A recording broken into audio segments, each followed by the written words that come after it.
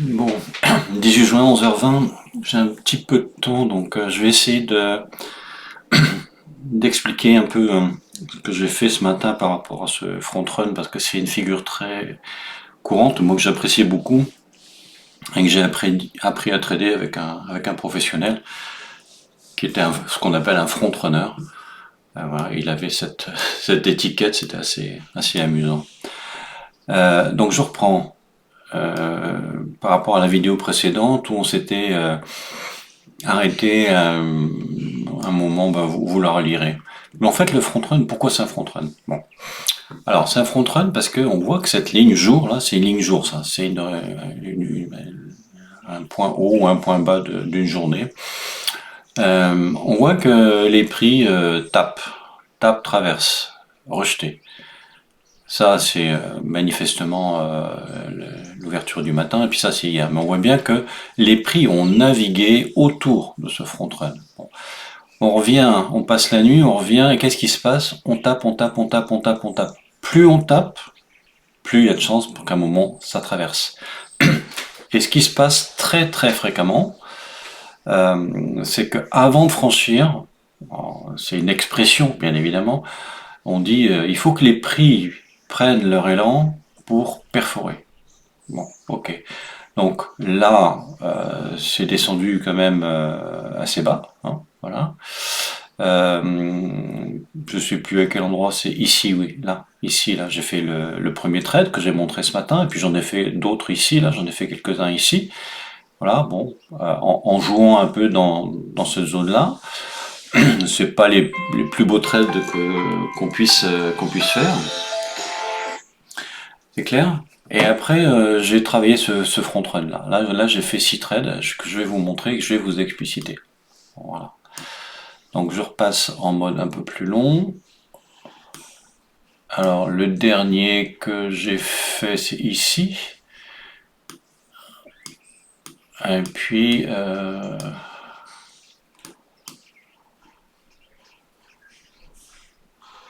ça a dû commencer par là.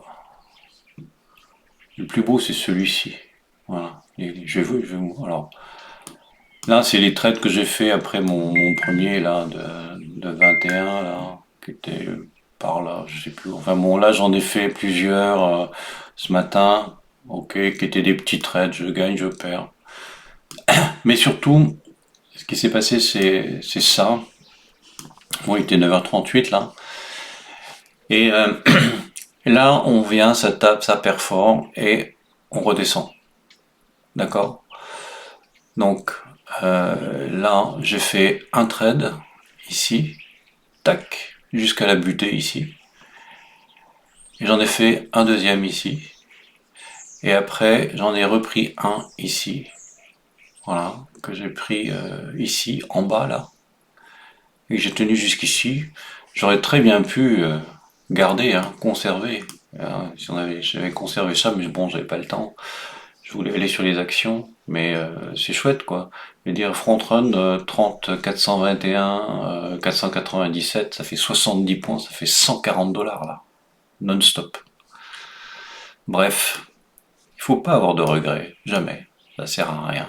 Voilà. Apprendre les patterns, les appliquer, mais vivre des frustrations, ça n'a pas d'intérêt. Alors on va descendre dans les graphes pour voir comment ça s'est passé. Je vais essayer de les expliciter. Donc là je descends 500 ticks. Donc ça se passe par ici. Donc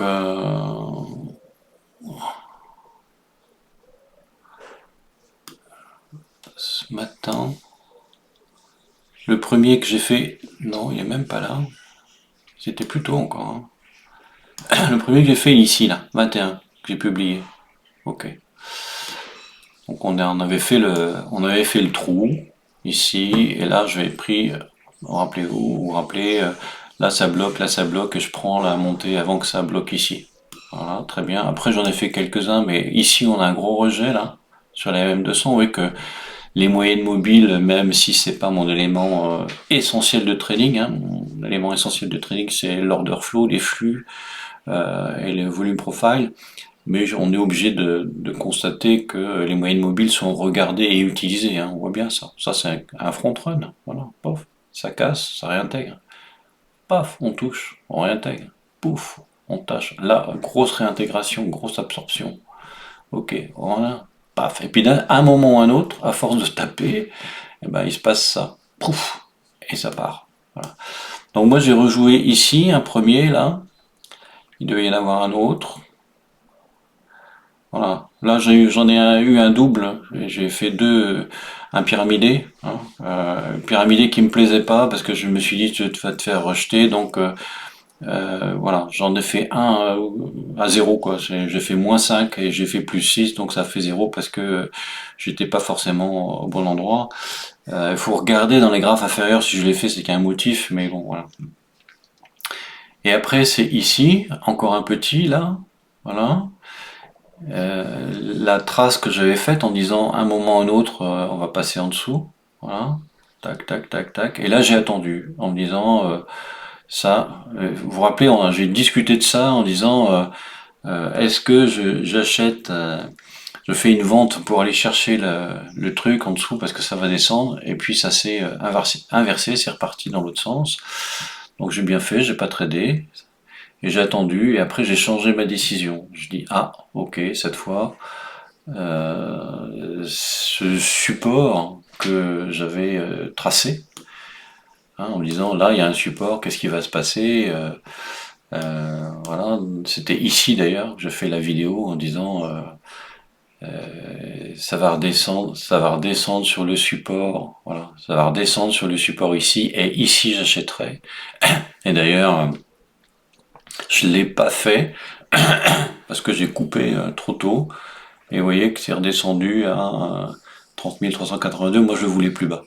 Et donc ça n'a pas fonctionné ici, alors que c'était un bon point d'entrée. Hein. C'était un bon point d'entrée, on voit, c'est un très bon point d'entrée. Voilà. Donc loupé. Et là j'en ai fait deux successifs. Alors on va les regarder en détail. Qu'est-ce que j'ai fait ici? Alors, le premier, il est ici. Je le prends, on voit la petite flèche verte ici. Je le prends ici parce que j'ai les trois bougies rouges. C'est à nouveau une espèce de blocage. Je pense que ça va passer. Voilà, j'en prends un 407. Et à 407, ici, je le vends. D'accord? Mais je me dis, c'est pas fini. Parce que je suis en dessous du front run journalier et à mon avis, ça va partir. Donc je le réouvre. J'en réouvre un ici. On voit une petite flèche verte ici. J'ai pris à la hausse ici, coupé ici, et repris à la hausse ici, et coupé sur le front run. Donc 1 de 16, 1 de 10. Ok? Ça passe, ça passe, ça passe. Ça rejette. On voit les signes de rejet très nettement. Donc on touche pas, on n'achète pas sur un rejet. Hein. Voilà. Et là, euh, quand j'ai vu ça là, ici, je savais que je voulais acheter ici. Mais j'ai pas pu le faire en automatique, c'est-à-dire que normalement on peut très bien avec ça dire je prends en limite par exemple ça et je vais mettre par exemple ici et le jouer. Voilà, ça aurait été magnifique. Manque de peau, c'était pas, j'ai pas eu le temps de le faire. C'est une question de temps et de vitesse d'exécution en fait. Mais je sentais que c'était bien parce qu'il y avait ça là et il y avait bon bref, je rentre ici à 414. Je supporte ici la baisse en me disant j'y crois et donc je maintiens. J'ai la confirmation d'un avalement, ok. Et puis là, ça travaille, ça travaille, ça travaille, ça monte, ça rejette, ça monte, ça rejette sur le front run et sur la résistance, mais j'y crois. Et je dis ça passera. Et là, j'avais mis là, par contre, j'avais mis une prise de profit ici. Alors, on va la regarder dans les autres espaces-temps pour voir. Ça, c'était le 500 là. Je vais essayer de vous le montrer sur le Santic parce que c'est aussi intéressant de le voir sur le Santic, bien évidemment. Alors le Santic, il est ici. On va reprendre, on va revérifier. Et là, je vais essayer de vous montrer un peu plus l'activité en volume profile. J'espère qu'on va arriver à reculer suffisamment pour le voir. Faut se repérer. C'est avant, parce que j'ai commencé là 9h33, 9h. Voilà, c'est par là, en fait. Le premier que j'ai fait, c'était à 7h et les poussières, c'était ici. Non, non, c'était encore avant. Ouais, c'est 8h là. Donc, je me repère correctement. Ouais, le premier que j'ai fait, c'est ici. Voilà, ce matin. Donc, il était 6h54. Ok, après, j'ai regardé d'autres choses. J'ai fait les PO, les, les prix d'ouverture de la bourse française et européenne. Voilà, j'ai fait d'autres trucs. Et après, bon, j'ai refait, comme je disais, des petits trades dans des trucs ici, voilà. Mais c'était pas forcément passionnant. Voilà, là j'en ai fait un à la baisse ici, c'était un deuxième, soldé, c'est celui que je vous ai montré où j'étais pas forcément très bien placé, c'était pas un très beau trade. Et là après on est effectivement dans le combat du front run et je redis ce que je vous ai dit, c'est-à-dire que on a l'historique que je vous ai montré en mode jour, on voit bien ici. En général, ça tape gentiment, voilà. Et puis, on a une certaine hausse, et souvent, ce qui se passe, c'est que les gens achètent ici et se font contrer. Et on a toujours, enfin, toujours, très très fréquemment, on a toujours une descente. L'idéal, c'est d'aller chercher le point bas. C'est pour ça que je redis ce que j'ai dit tout à l'heure. Je cherchais le point bas de cette trace que j'avais faite en me disant c'est par ici qu'il faut que tu rentres, quoi. Et bêtement, je pensais que je pourrais rentrer légèrement en dessous. Mais en fait, le point bas était ici. Bref, pas d'état d'âme. Et là, le premier, donc, alors il faut regarder dans quel état on était en. C'est ça qu'il faut regarder, c'est ça qui est passionnant. C'est que, vous voyez ce que je fais, quand on regarde ça, vous voyez le volume profile ici, vous dites, bah, on voit rien. Par contre, quel était le volume profile au moment où on était en trading? On était comme ça, en gros. D'accord? Donc on partait du bas pour rejoindre une zone a priori justement d'équilibre des prix. Ce qui se passe dans l'order flow, c'est qu'on a des zones d'équilibre des prix et des zones de déséquilibre des prix. Ici, c'est une zone de déséquilibre des prix. Ici, c'est une zone d'équilibre des prix. Et donc,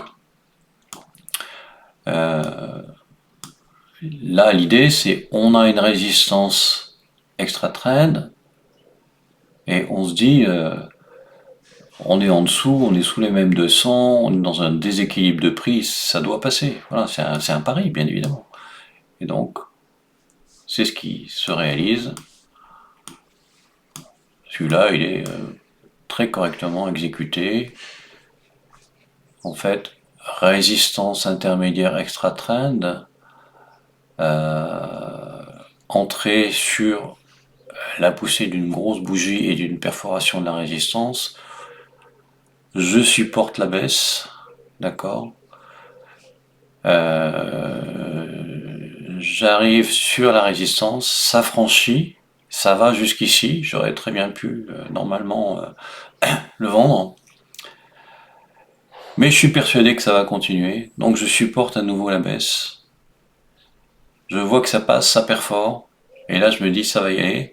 Et là, qu'est-ce que j'ai fait? J'ai mis un take profit au-dessus de la Bollinger, juste au niveau de la Bollinger haute Santic, en me disant on va probablement rentrer dans une zone de rejet, donc je mets mon stop loss ici. Vous voyez la petite flèche rouge ici?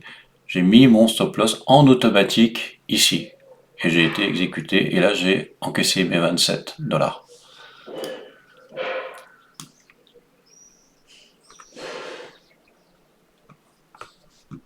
Hop là. Oh, aïe, hop. C'est pas si facile à manipuler. Voilà, on est très loin. Voilà, j'espère que vous avez vu des choses intéressantes.